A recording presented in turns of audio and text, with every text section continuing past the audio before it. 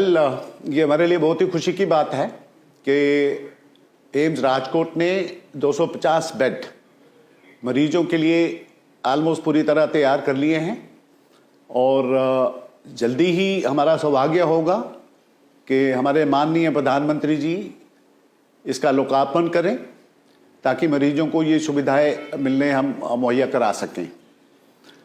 इन 250 bed को हमने 14 जो मल्टी स्पेशलिटी डिपार्टमेंट हैं उनके बराबर हिस्से में बांटा है और इसके अतिरिक्त हमारे पास इमरजेंसी और ट्रॉमा के 14 बेड हैं और साथ में हाई डेंसिटी यूनिट है जो ग्राउंड फ्लोर पे ही है।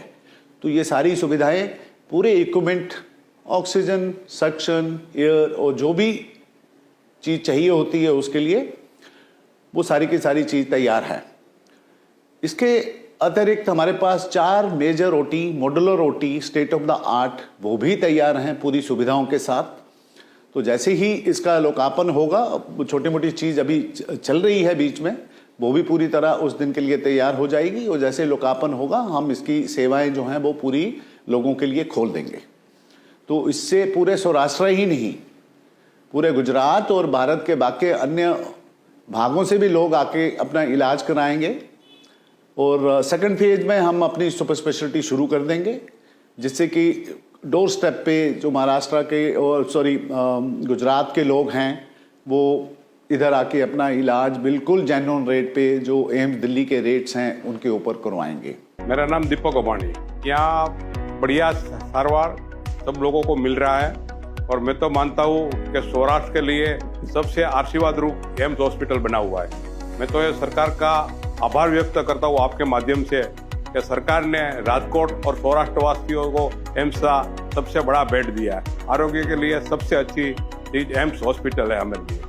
यहाँ सबसे तो अच्छी बात यही है कि स्टाफ भी सब अच्छा है, साथ में जो डॉक्टर को आप मिलना चाहते हो उसको एक ही केस में एक ही चार्ज में मिल सकते हो। मतलब सबसे अच्छी बात तो यही है कि एक ही हॉस्पिटल में सब प्रकार की सारवार पेशेंट को मिल सकती है। इसके साथ में जितनी भी सपोर्ट सर्विसेज हैं, ऑक्सीजन हो गया, लॉन्ड्री हो गया और डाइटरी सर्विसेज हो गई, एयर कंडीशनिंग हो गया, सब के सब सर्विसेज बस बार बार हम उसको रीचेक कर रहे हैं ताकि जब हमारे माननीय मरीज आएँ तो उनको कोई असुविधा ना हो। देखो, एम्स एक ऐसी इंस्टीट्यूट है जो बाकी इंस्टीट्यूट से थोड़ी अलग होती है। सबसे पहले इसको इंस्टीट्यूट ऑफ नेशनल इम्पोर्टेंस का ओहदा दिया गया है। तो हम जो भी काम करेंगे हम ये चीज़ ध्यान में रख के काम करेंगे कि हम एक INI के लेवल पे एक जो स्टैंडर्ड होता है उस स्टैंडर्ड को हमें मेंटेन करें। मैं छोटा सा एग्जांपल दूं कि हमारे पास जो फैकल्टी और बाकी रिक्रूटमेंट होती है पूरी पान इंडिया की लेवल की होती है और उसमें बहुत ही विद्वान लोग हिस्सा लेते हैं लोगों को चुनने के लिए।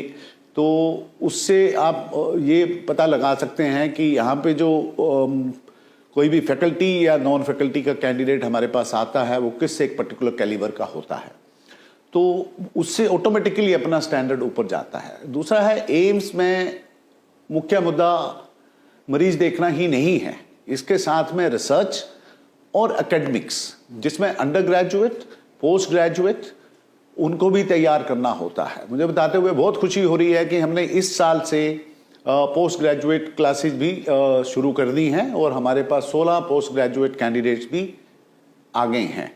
तो दिन प्रतिदिन ये एम्स अपने जो ऑब्जेक्टिव होते हैं कि रिसर्च करिए, एजुकेशन दीजिए और साथ ही साथ मरीजों का देखभाल भी करिए, तो उसमें हम पूरे अग्रसर हैं और हम बेसब्री से इंतज़ार कर रहे हैं कि जैसे ही हमारे माननीय प्रधानमंत्री जी इसका लोकार्पण करेंगे हम शीघ्र ही इसको लोगों की सेवाएं के लिए खोल देंगे।